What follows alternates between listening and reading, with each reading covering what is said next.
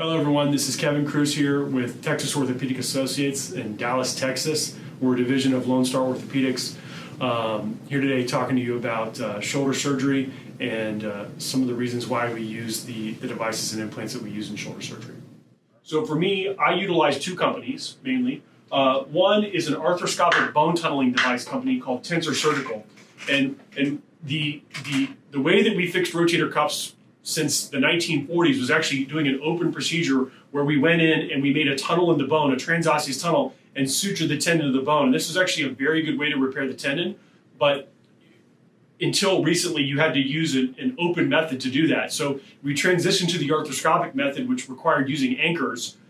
But what we've developed now is tunneling systems that can be done arthroscopically. And why would you want to use bone tunnels? Well, a lot of reasons. One is that it decreases the pain from your operation. We think that by not putting anchors into the bone, you decrease the subchondral pressure. And there's actually data to support this, that making small tunnels in the bone and utilizing that as your way to fixate the tendon to bone is decreased pain. The other is actually decreased costs, right? Bone tunnels work fantastically well. By not putting a large number of anchors in your shoulder, we drive down the cost of the procedure.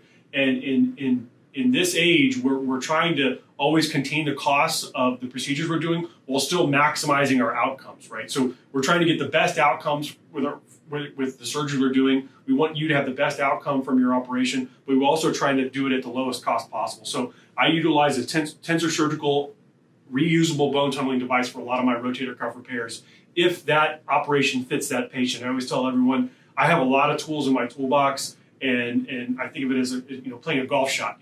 Different club for different shot, different swing every single time. It's always a unique situation. So that's one of my tools is an arthroscopic bone tunneling device, Tensor Surgical.